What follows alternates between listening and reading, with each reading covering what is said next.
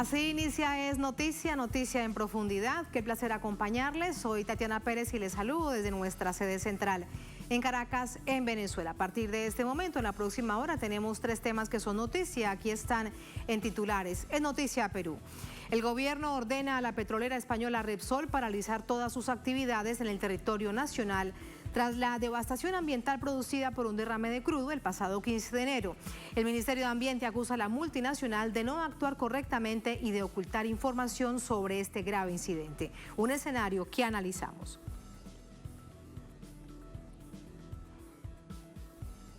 En Noticia Haití, este domingo, la opositora y autodenominada Comisión Nacional de Transición nombró a un presidente provisional. Se trata del exgobernador del Banco Central, Fritz Jean, quien anunció que promoverá un diálogo nacional. Es un complejo escenario sobre el que profundizamos. En Noticia Honduras, en titulares, para que más de 1 millón de familias reciban gratis energía eléctrica, tal como lo planteó la presidenta Xiomara Castro, primero se debe cambiar la ley. La actual, escuchen esto, prohíbe el subsidio de energía a los pobres del país. En manos del Congreso está la solución. Se los contamos y profundizamos en ello.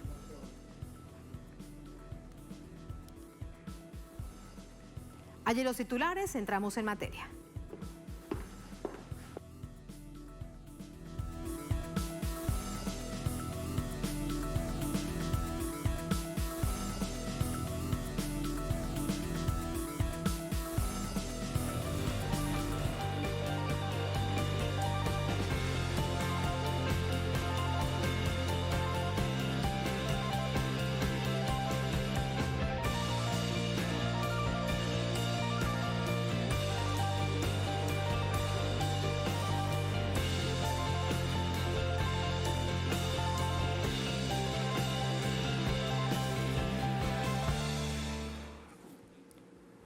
En Noticia Perú, el gobierno ordenó a Repsol paralizar las actividades en su territorio tras el vertido de crudo en aguas del Callao, en el área de influencia de Lima. Este mismo lunes, el presidente de la Nación anunció cambios en su gabinete tras aceptar la renuncia de la primera ministra Mirta Vázquez. Nos mantenemos atentos al desarrollo de estos hechos. El ministro de Medio Ambiente anunció este lunes que se ordenó a la compañía española Repsol paralizar la carga y descarga de hidrocarburos en buques 16 días después del derrame de casi 12.000 barriles de crudo en el mar, según cifras del gobierno. La medida de paralización de todas las actividades de carga y descarga de hidrocarburos en el mar peruano de parte del operador Repsol, hasta que nos brinde las garantías técnicas de que no se va a producir otro daño en el mar de todos los peruanos.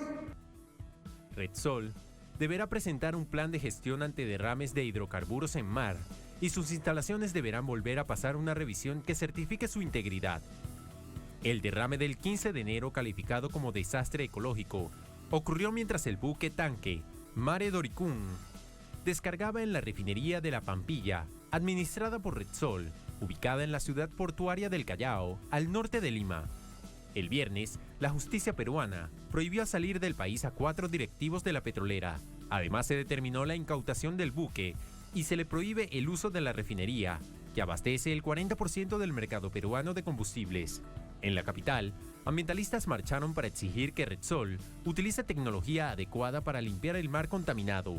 Se acusa a la petrolera de no ser transparente y haber minimizado la fuga. Inicialmente, declararon el derrame de 6.000 barriles y posteriormente admitieron que fueron 10.396, cerca de 1,65 millones de litros. El presidente Pedro Castillo advirtió que el secretario general presidencial, Carlos Ernesto Jaico... ¿A quién tenemos, por favor? Que el productor me informe a quién tenemos. Bruno Pacheco, quien renunció al cargo por presunta corrupción. Castillo criticó la de Repsol en la Embajada de España, en Perú, y pidió un informe del encuentro.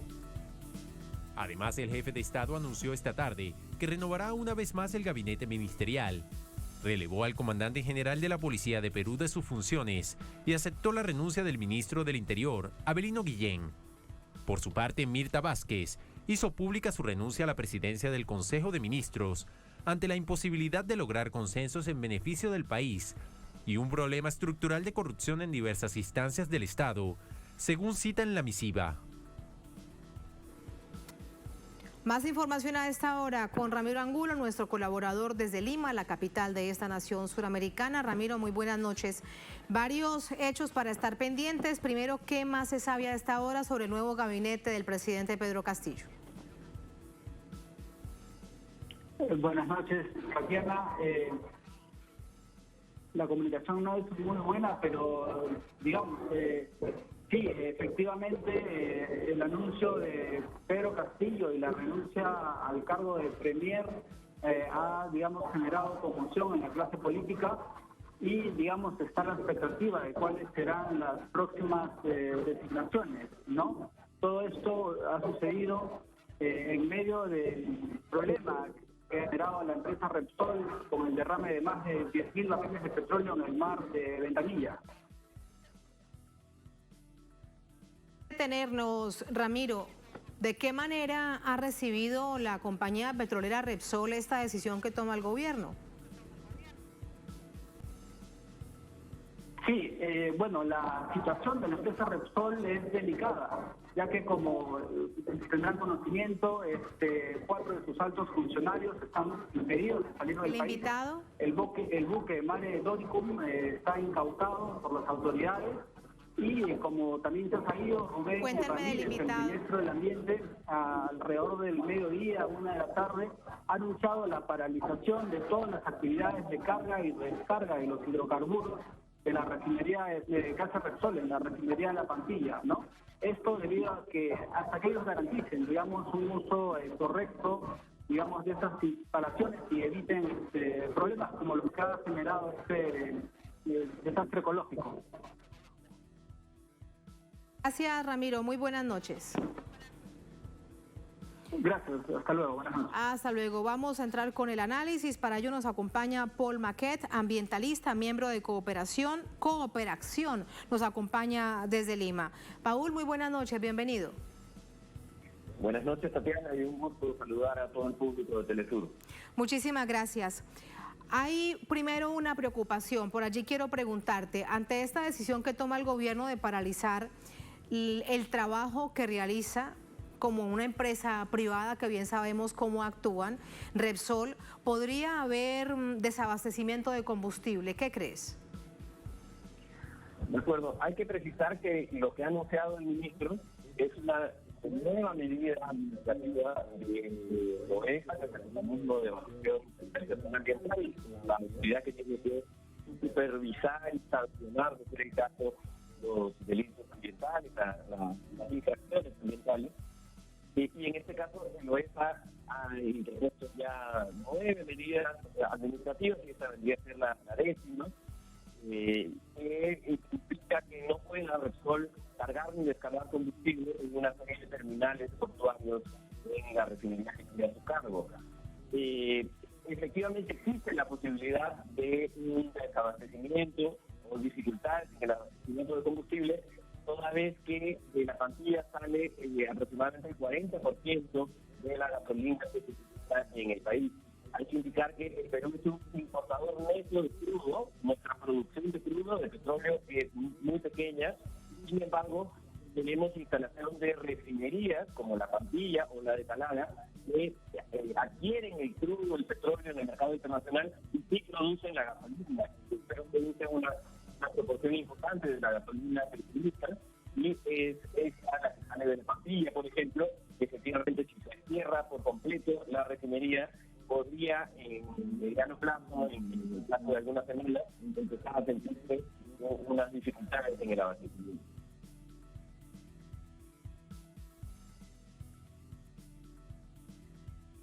Conocer realmente la dimensión de lo que está pasando, 6.000 barriles de crudo que cayeron al mar, se calculaba inicialmente 18.000 kilómetros cuadrados afectados.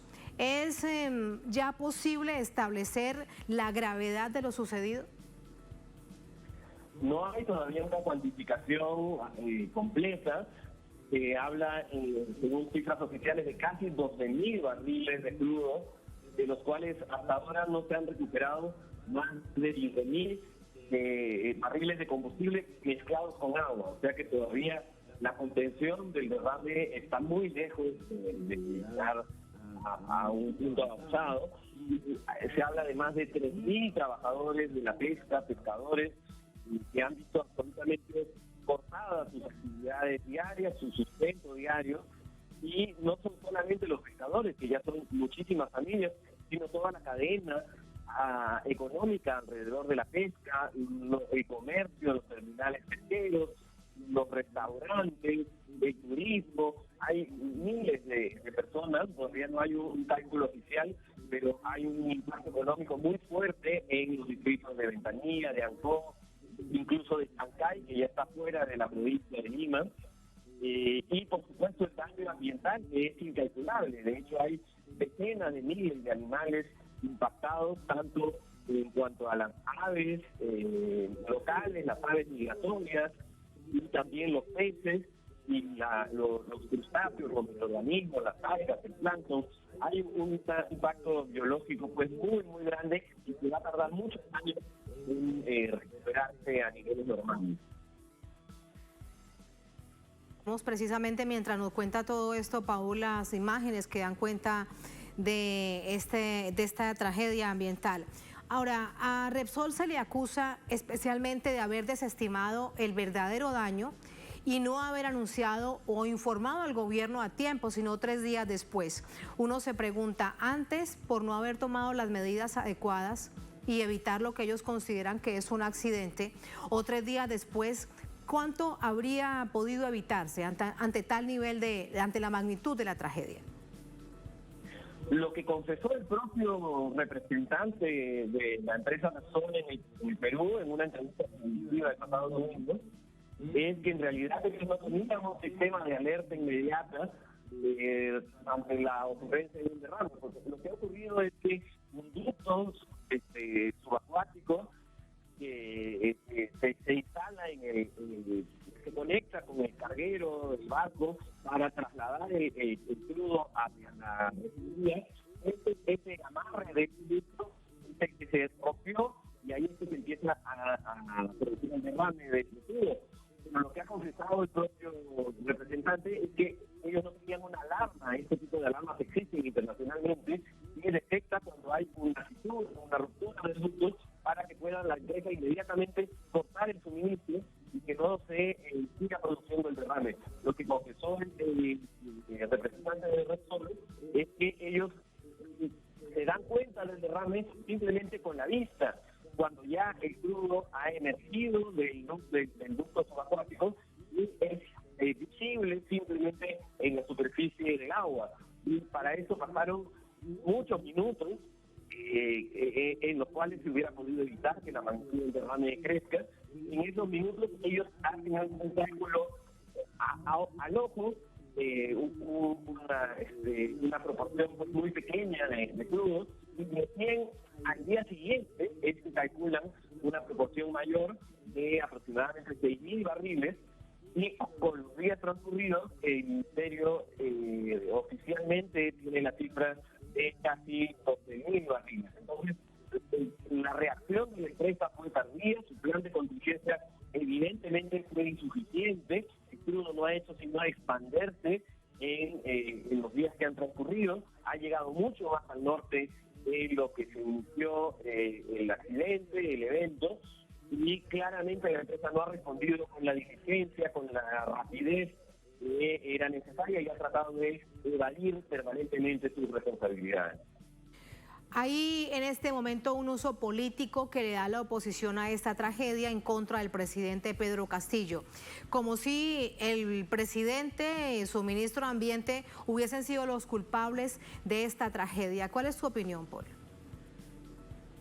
Bueno, hay distintos tipos de responsabilidades, ¿no? Las responsabilidades de la empresa, que es por supuesto la principal responsable. Incluso la empresa ha querido echarle la culpa al volcán que estalló en el Pacífico, cuando eso ocurrió a miles de kilómetros, y testimonios locales de distintos actores oficiales del barco carguero, de deportistas que estaban en la zona, han confirmado que no existieron oleajes irregulares. Pero por supuesto que también hay responsabilidad política. Y aquí le pasa factura al gobierno de Pedro Castillo haberle entregado el Ministerio del Ambiente a un funcionario que no tenía ningún antecedente en el sector, a un político del partido, pero que no tenía credenciales, trayectoria, conocimiento técnico para ocupar un cargo tan importante como el Ministerio del Ambiente. Entonces los nombramientos mal pensados y mal implementados de funcionarios por motivos políticos, por voteo político que implementó el presidente Castillo al inicio de su gobierno, empiezan a pasar factura, porque claramente el Ministerio del Ambiente también ha estado al debe en la rapidez y la habilidad técnica y política para reaccionar rápidamente a la crisis generada por el desastre ambiental de Repsol, ¿no? Y a esto se suma la crisis política, que no tiene nada que ver con lo de Repsol, con la caída del gabinete de Mirta Vázquez, que ocasiona un nuevo momento de crisis en el país, que además va a interrumpir, ralentizar, dificultar la reacción de los funcionarios del nivel intermedio, porque cuando las cabezas caen, todos los funcionarios intermedios también empiezan a ver a quién le van a tener que rendir cuentas en adelante, y esto dificulta también la labor burocrática y administrativa del Estado. Entonces, se suman crisis ambientales y políticas, y la situación se vuelve bastante compleja para el presidente Castillo. Y la oposición, como siempre, buscando la oportunidad para dar uso político y no dejar gobernar. Muchísimas gracias, Paul, por ese análisis. Buenas noches. Encantado, buenas noches. Muy buenas noches y gracias. Así vamos a la primera pausa en esta emisión de Es Noticia. Al volver en Noticia Haití, este domingo la opositora autodenominada Comisión Nacional de Transición nombró a un presidente provisional. Se trata del exgobernador del Banco Central, Fritz Jean, quien anunció que promoverá un diálogo nacional. Es un complejo escenario que analizamos al volver en Es Noticia.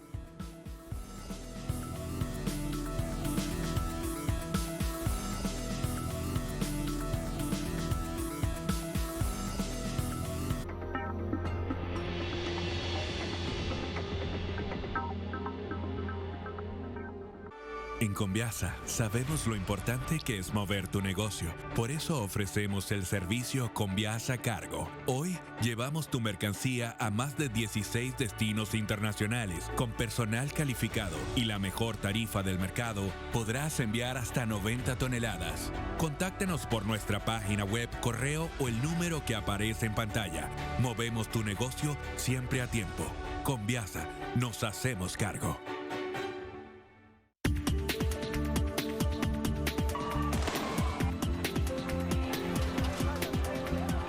De lunes a viernes te ofrecemos un espacio de entrevistas que impulsa el análisis de los acontecimientos políticos. Sigue de cerca cada suceso del panorama latinoamericano a través de Enclave Política.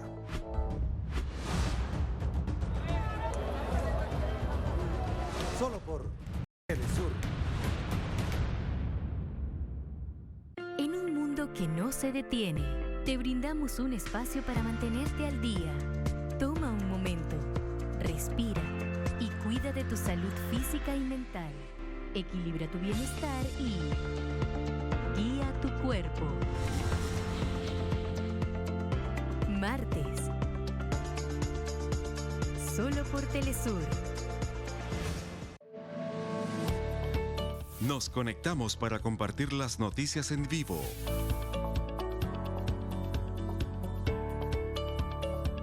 Las 24 horas. Los 365 días del año. Síguenos ahora. Telesur, siempre da más.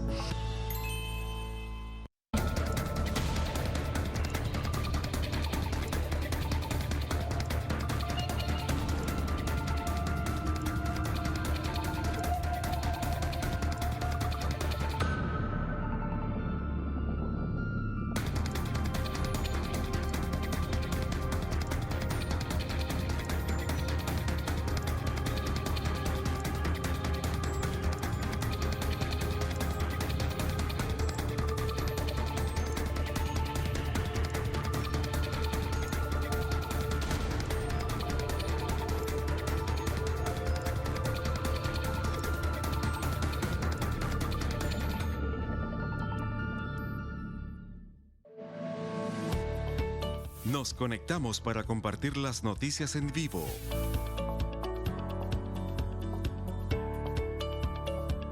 Las 24 horas. Los 365 días del año. Síguenos ahora. Telesur, siempre da más. Somos la manifestación de las civilizaciones milenarias. Somos ritos y costumbres. Somos la voz de los pueblos que se niegan a desaparecer. Somos lenguas y patrimonios. Somos indígenas. Somos afros. Somos blancos. Somos arte. Somos tradiciones. Somos culturas. Eso somos. De lunes a viernes, solo por Telesur.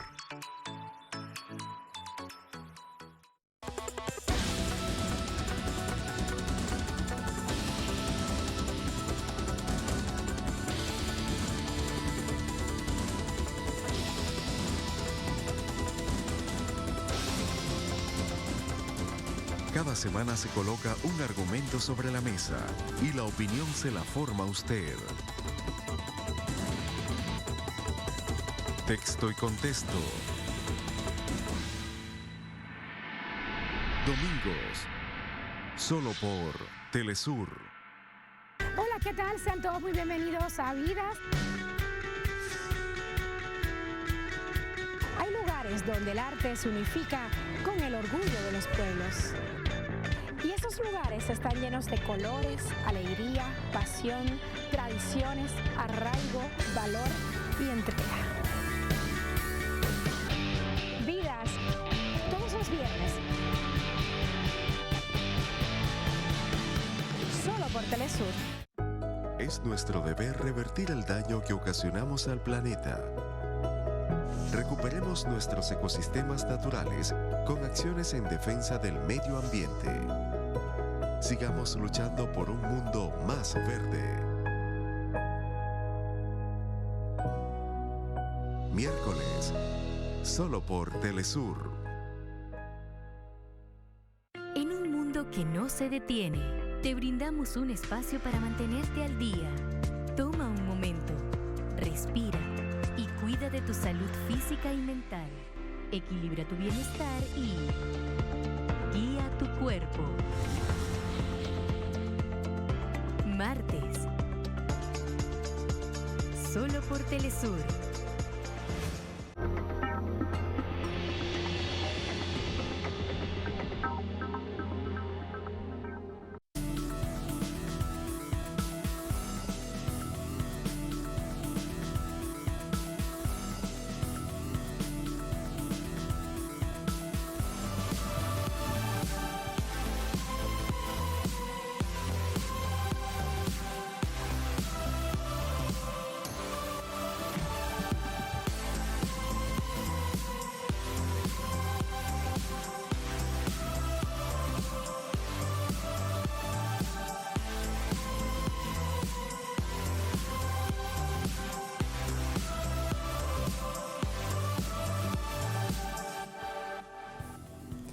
En noticia Haití, la oposición al actual gobierno del primer ministro Ariel Henry nombró este domingo a un nuevo presidente, Fritz Jean, y a un nuevo primer ministro. Autoridades a las que Henry no reconoce. Un panorama complejo en esta nación caribeña. La autodenominada Comisión Nacional de Transición de Haití eligió este domingo al economista Fritz Alphonse Jean como presidente del periodo de transición, en un nombramiento desconocido por el primer ministro Ariel Henry. La CNT, integrada por unas 1000 organizaciones políticas de oposición y de la sociedad civil de la nación caribeña, también escogió al senador Steven Benay como primer ministro interino. Jean, exgobernador del Banco de la República de Haití, en un discurso posterior a su elección, dijo que no hay ganadores ni perdedores y convocó a todos los sectores del país a sostener un diálogo nacional. Entre los integrantes de la CNT se encuentra el partido derechista Ted Kale, del que formaba parte el presidente Jovenel Moïse, asesinado en su residencia en julio del año pasado por un comando de mercenarios, en su mayoría de origen colombiano. El primer ministro Ariel Henry, quien desconoció la votación de este domingo, ha declarado que planea convocar una convención constituyente y luego a elecciones para elegir a un nuevo presidente a finales de este año 2022. La opositora CNT ha señalado que se requiere de un periodo de transición de unos 24 meses desde que comience a funcionar el nuevo gobierno, que buscaría asumir el poder tras ser elegido este domingo. Medios de prensa llaman la atención sobre el hecho de que estos compromisos con el diálogo no aluden de manera directa al actual gobierno haitiano.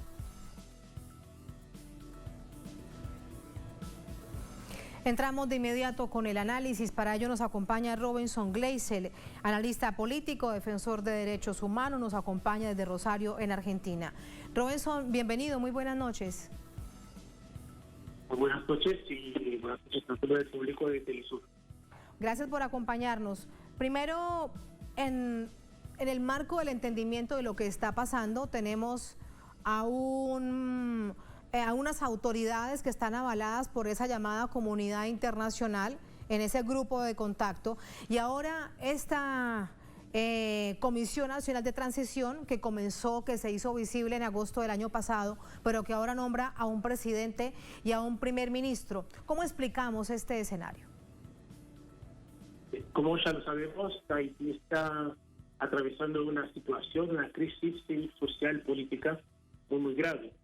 Primero hay que decir que todo lo que está pasando hoy en día en Haití no está fuera de la ley, fuera de la Constitución Nacional del país.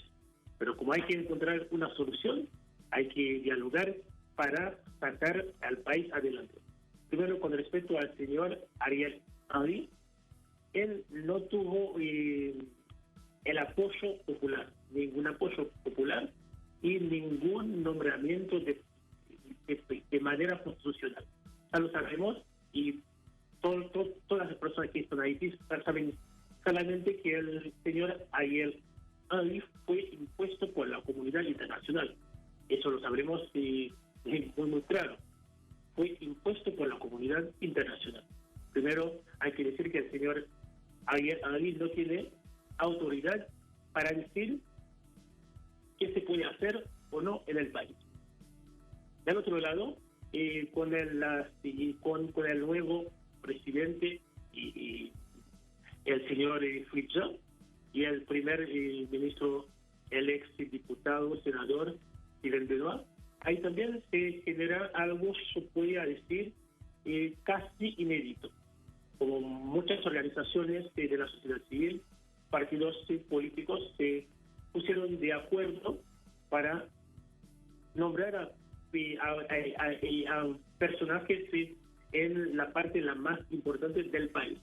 Esta vez sin presión, sin esa agresividad de la comunidad internacional. Para mí creo que es lo que hay que destacar en estas elecciones, si lo podemos llamar así, que pasó el domingo pasado. Ahora, ¿qué va a pasar el 7 de febrero? No sabemos todavía. Creo que esta parte es la más compleja en todo eso. De otra parte, el señor Ayala, que tiene el apoyo de la comunidad internacional y el apoyo de casi todas las embajadas que están en Haití, embajadas de las potencias internacionales, y estos nuevos dirigentes salieron de la Comisión Nacional de Transición. Sí, Robinson, permíteme preguntarte algo. Y en este, reiteramos, complejísimo escenario, ¿qué hace pensar que imponer, así sea desde adentro, no con el acompañamiento de la comunidad internacional, pero sin una elección, como bien la conocemos, sin un proceso de elecciones, sino por decirle a una persona que sea presidente y a otra primer ministro, va a resolver el asunto? ¿Cuál expectativa hay de que este camino sea el más viable para lograr acabar o por lo menos disminuir o encontrar una salida a la crisis política que vive el país? Creo que justamente esta idea es tratar de encontrar una salida en esta crisis que estamos viviendo hace bastante tiempo. Creo que más que nada en este contexto que estamos viviendo, el pueblo haitiano debe mostrarse una vez más que es soberano. El pueblo únicamente puede decidir cuál es la mejor opción para sacar el país adelante. de un lado, como había dicho, Ariel Henry tiene apoyo de la comunidad internacional. Ariel Henry no está, casi no tiene poder en lo que está pasando en el país. Ya vimos lo que pasó por el día de la independencia del país. Él no pudo estar en esa ciudad porque salió corriendo, hay que estar viendo una situación de inseguridad muy fuerte. De otro lado, con esos nuevos dirigentes que que salieron de esta comisión, y hay que ver realmente lo que se puede hacer. Como había dicho, el 7 de febrero, lógicamente tendrían que entrar en función, pero no sabemos lo que va a pasar.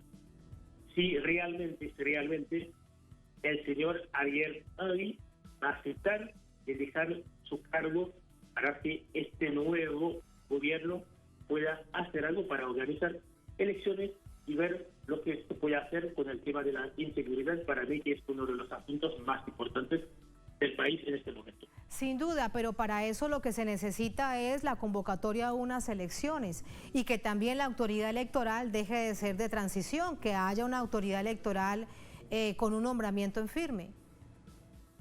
Exactamente, claro, por el momento, claro, y no hay, el Consejo Electoral Provisorio de Haití no existe. Un gobierno lo tiene que formar, pero con la situación actual, el señor Ariel Henry no puede formar ese Por consejo. Eso no, te digo, Robinson, no hay una autoridad electoral en firme. Tendrían entonces que nombrarse una autoridad electoral en firme que deje de ser provisional y convocar a unas elecciones legítimas y que el pueblo decida por quién votar. Y uno de los objetivos de la Comisión Nacional de Transición es justamente organizar las elecciones.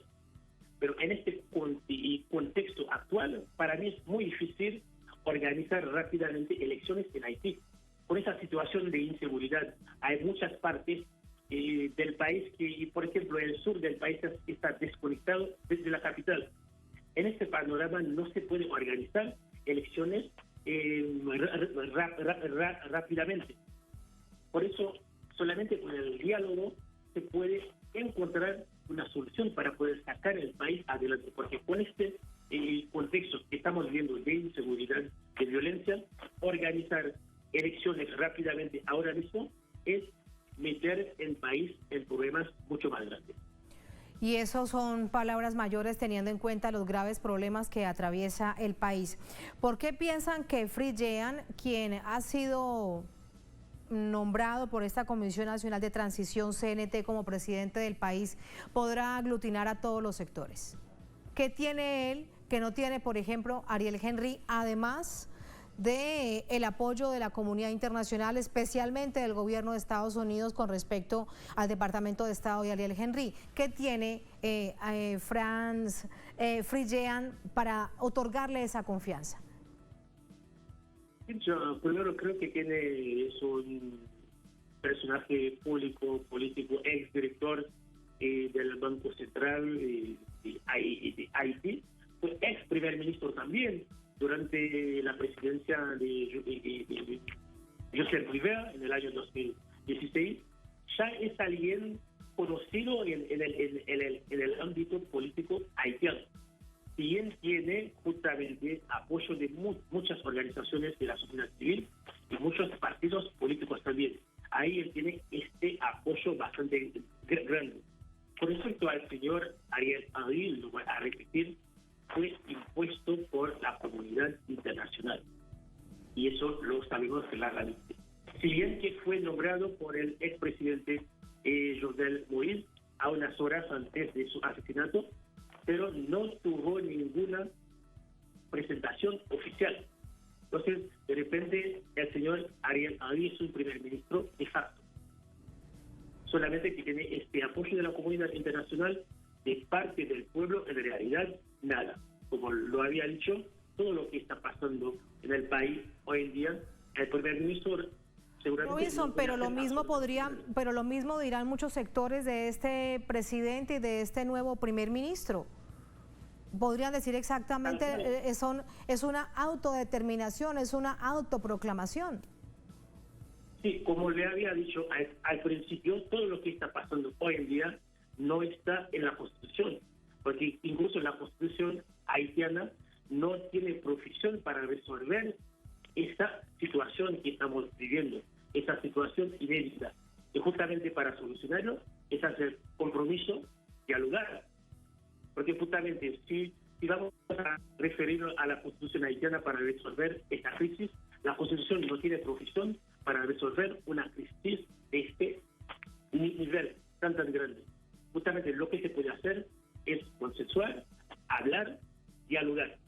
Y con la Comisión Nacional de Transición, no tiene todo perfecto, pero por lo menos un grupo de gente se pusieron de acuerdo para poder sacar el país adelante sin esta agresividad de la comunidad internacional.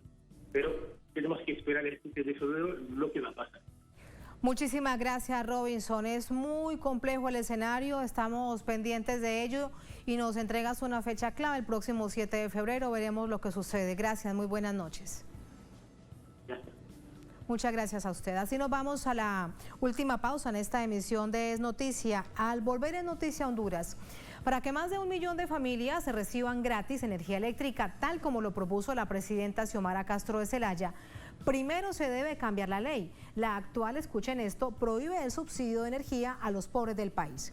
En manos del Congreso está la decisión, se los contamos y lo analizamos al volver en Es Noticia.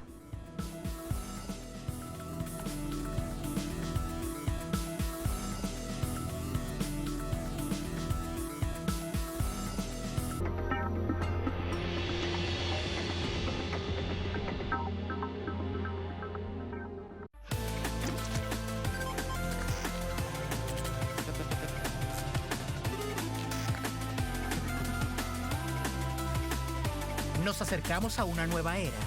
Las tendencias tecnológicas y el despliegue masivo de nuevas redes es apenas el comienzo de lo que nos depara esta nueva década. Atomun. Viajeros del saber, el futuro es hoy. Compartimos su sentir, exaltamos sus logros y mostramos su realidad. Nuestro enfoque es global y nos mantiene en sintonía con los pueblos.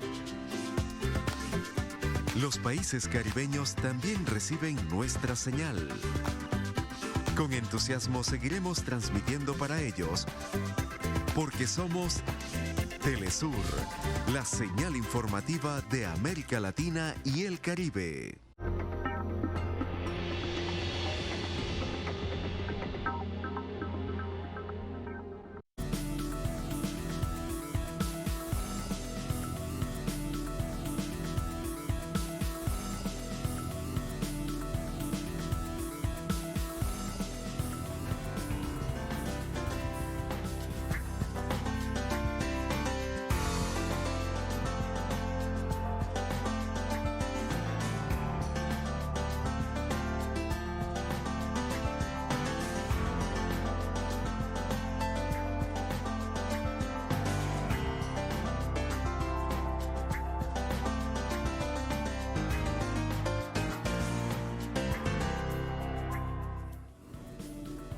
En Noticia Honduras, la presidenta Xiomara Castro envió al Congreso Nacional un decreto que busca reformar la Ley General de Industria Eléctrica para poder cumplir una de la promesa de energía para los más pobres del país, gratis para los más pobres de la nación.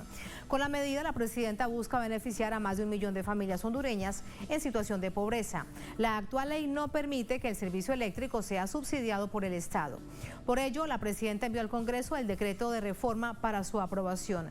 Sin embargo, el legislativo continúa en crisis, que convirtió en este momento en una batalla legal por la existencia de 2 mesas directivas que reclaman ser reconocidos como presidente del Parlamento. Una de ellas, la que reconoce a la presidenta, y otra liderada por la oposición, aunque ambas reconocen a la jefe de Estado, valga decirlo. Ambos acudieron a la Corte Suprema para que defina esta situación.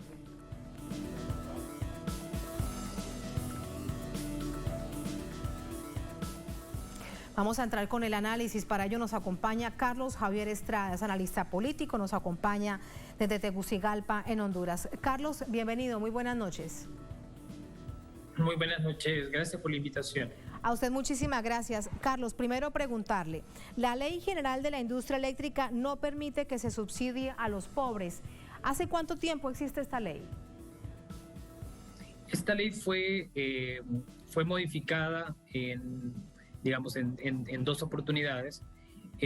Y sí, en efecto, tiene muchos obstáculos para poder satisfacer de manera efectiva a la población hondureña en este caso, dado que tiene un montón de trampas que tienen que ver con la normativa jurídica, también tienen que ver con algunos esquemas de poder que influyen también en esta decisión, y a su vez existe también una matriz que tiene que ver con cómo se estructuró la Secretaría de Energía y bueno, el centro de despacho que tiene que ver con lo que se llama el operador del sistema, que es el ODS, y la Comisión Reguladora de Energía Eléctrica, que forman como juez y parte dentro de este enramado institucional que se creó con el objetivo de siempre mantener la administración prácticamente de algunos fideicomisos que, obstaculizan realmente la correcta administración de la empresa de energía eléctrica. Entonces, en este caso, hablamos de casi una pérdida, o sea, se da una pérdida alarmante en esta empresa estatal de casi el 38%. Y bueno, esto representa un flujo de caja que es de más de 10 mil millones de lempiras anuales, es decir, que son aproximadamente 450 millones de dólares. Así como podemos ver, como podemos escuchar, estamos hablando de un panorama que es realmente lamentable, desastroso, y bueno, lo que se está buscando desde la administración entrante es precisamente poder solventar todas esas trampas jurídicas, y como bien mencionaban en el segmento pasado, también existe un problema en el Poder Legislativo, al cual viene, a también asomarse este problema. Sin embargo, consideramos que existen algunos elementos que se puedan ir mejorando en los próximos días, dado que sabemos perfectamente que el tema de que se puede resolver con el tema de la energía eléctrica es factible. Es decir, sí, existen estrategias a nivel estatal. Carlos, permíteme preguntarte primero sobre el panorama económico y social. Si la presidenta Xiomara Castro dice que más de 1 millón de familias necesitan con urgencia dejar de pagar la energía, es porque es un asunto de carácter urgente. ¿Hace cuánto tiempo están padeciendo las familias esta situación, en lo que han denunciado que se va incrementando de a poco esa factura que llega y que no pueden pagar? Bueno, si lo ponemos en términos socioeconómicos, sabemos que si doy datos que tienen que ver a partir del antes y el después de la dictadura, podemos decir concretamente que para el 2006 existía una pobreza de aproximadamente un 50%, de la cual existía una pobreza extrema de un 20%. Sin embargo, esto se fue agudizando del 2009 en adelante, donde ahora tenemos 74% de pobres, del cual más del 40% está viviendo en extrema pobreza. Por eso el mensaje claro de poder ayudar a 335.000 ciudadanos que viven realmente en extrema pobreza es algo realmente serio. Estamos hablando de personas que viven en situaciones paupérrimas, en situaciones realmente lamentables, y es por esto que por una cuestión meramente estratégica se considera que hay que comenzar por esta vía, porque es algo que va a permitir no solo ayudar en este caso a las personas que están viviendo en extrema pobreza, sino que también va a permitir crear estrategias nuevas de negocio, dado que la factura de energía es lo que más afecta también a las empresas.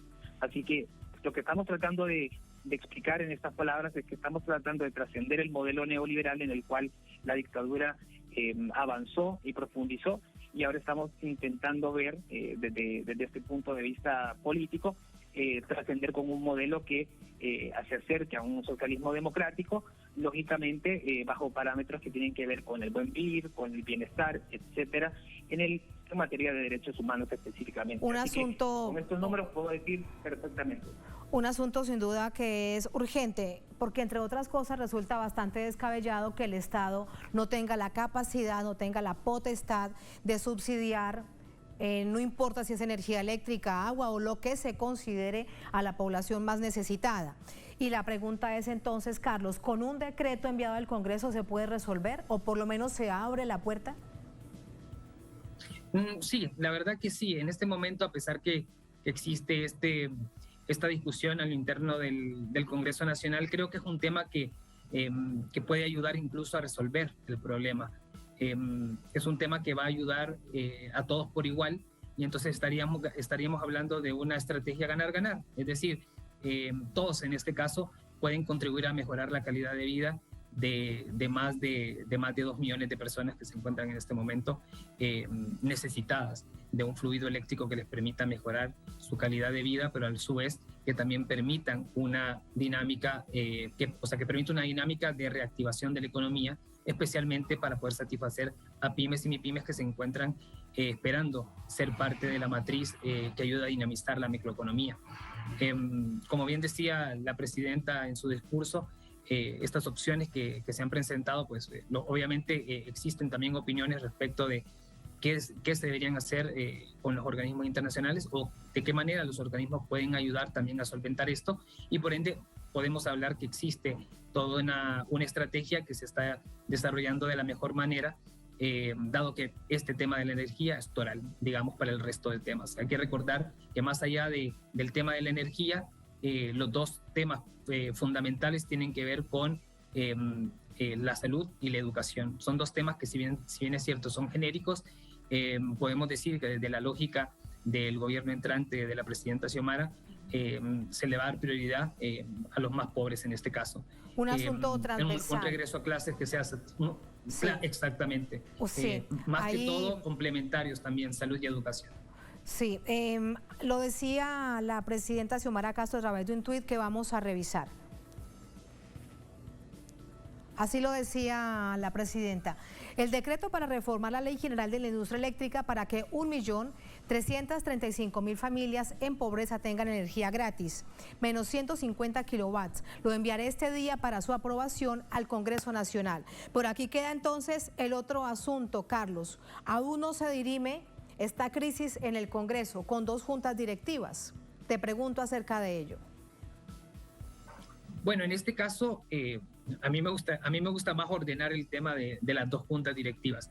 Hay una junta directiva en este caso y hay un intento de junta directiva que está impidiendo en todo caso la dinámica dentro del Poder Legislativo. Sin embargo, desde el Poder Ejecutivo hay muy poca injerencia en este sentido, dado que es una cuestión que van a tener que resolver políticamente a lo interno de los diputados. Sabemos perfectamente que la Junta Directiva, hay 2 juntas directivas, la que digamos se le considera como legítima y la otra que se le considera como la que se legalizó en un contexto digamos dudoso. Entonces, en función de estas dos situaciones, lo prudente en este momento es permitir que los diputados puedan debatir respecto a cuáles son las consecuencias de no ponerse de acuerdo, dado que existen este tipo de leyes como la que estamos hablando sobre poder resolver el problema de la energía para los más pobres. Y bueno, aquí es donde vemos que también existen posturas egoístas y que bueno, que deberían de realmente ponerse en los zapatos de las personas que más necesitan en este momento un consenso o digamos un avance dentro de las negociaciones que puedan tener. Hay que recordar que el Poder Legislativo es el principal poder político, dado que es donde se maneja, es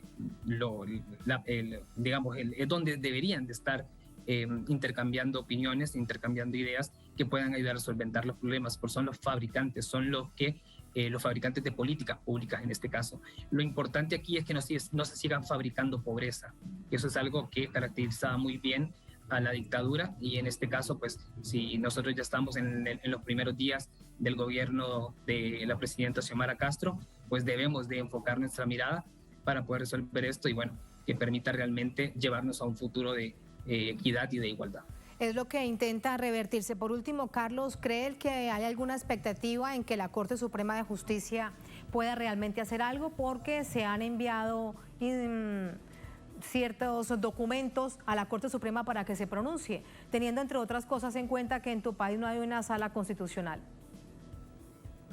Bueno, estamos hablando del tercer poder del Estado, es un poder que también tiene una capacidad de mover y de facilitar toma de decisiones, así como también tiene la facilidad para obstaculizarlo. Sin embargo, en este caso consideramos que bien podrían contribuir a solventarlo. Sabemos que también este poder del Estado estaría teniendo un problema para poder opinar al respecto, dado que es prácticamente un conflicto interinstitucional. O sea, estamos hablando de algo que se da intrainstitucional dentro del Congreso Nacional. Y por ende, creo que lo que podría contribuir en todo caso es a que se mande un mensaje desde la Corte Suprema con el objetivo de que puedan mejorar el diálogo y que puedan realmente encauzar a una normalización de junta directiva que permita realmente viabilizar todos estos proyectos que se necesitan para el cambio efectivo en Honduras. Muchísimas gracias, Carlos, por ese análisis. Buenas noches. Buenas noches. Gracias por la invitación de nuevo. Muchas gracias. Gracias a ustedes por habernos acompañado. Ponemos punto final a esta emisión de noticias. Será hasta mañana. Sigan con nosotros.